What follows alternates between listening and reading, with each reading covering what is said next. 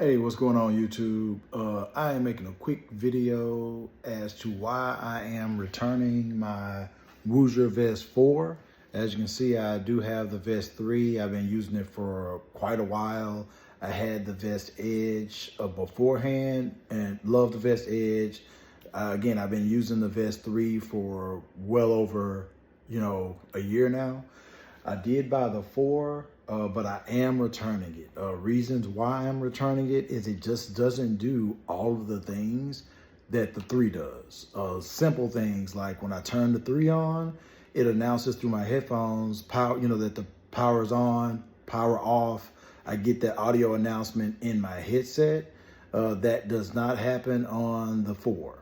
You can tell it's on by the LED light ring, but again, the audio notification in my ear is something I actually pay attention to as I'm wearing the vest. I'm not always looking down at that ring. And also another big part of it is that the 3 will power itself off. Like if you're pausing your music because you're having a conversation, which happens a lot because people ask me, what is that thing you're wearing? So I pause my music a lot and I'll tell people what it is. But as I do pause my content, the 3 will shut itself off after a few minutes. And I can even hear that the way it is now, my headphones powering off. I can hear that in my headset. The 4 will not turn itself off, or at least mine won't. It just literally will stay on until you physically turn it off. And that's, again, another thing that the 3 does that the 4 does not do. The power button is actually also in an awkward spot. It's right here on the inside of the actual, the haptic module here. And again, that's another downside for me because the power button's right on the front here. As I'm wearing the 4 to the gym or wherever I'm going, because I use it a lot, so I generally will have it on for most of the day, my seat belt will turn the 4 on and off. Doesn't happen on this, even if my seat belt is over the 3, it will not turn on or off, but the seat belt will brush on the inside of that button, turns the 4 on and off, which is, again, another downside personally for me. Basic functionality is fine. Again, it's a little bit lighter, so it might be a little bit more comfortable for some. So you can tell a slight difference as far as the comfort goes. But if you have a 3, that's not enough to buy the 4. And you are considerably downgrading when you go to the 4, because again, there are quite a few things that the 4 just does not do that the 3 does.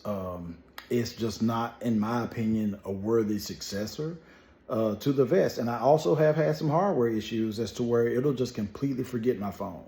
I'll try to connect and it'll just, say, oh, unable to connect to the Woojer Vest 4, please forget the component and repair it, which I did a couple times, but that has happened more than once. But it's just been, a headache. The whole thing has been a headache. I did email the company a week ago. I never got a response. I was going to try to hang out for like a firmware update or something and never got one. But those are the big glaring issues from somebody that uses this every single day for hours. Those are huge things that just were deal breakers for me. It just doesn't at least do everything that this vest did and then offer me something else. Again, as far as the feel, performance, and things of that nature, it's fine. But I already have the 3, so makes no sense for me to fully switch to the 4 if I'm losing numerous features, which again, I did. And other than that, like I said, it's fine. But I didn't see any thorough reviews online, but I just wanted to mention my experience with the vest.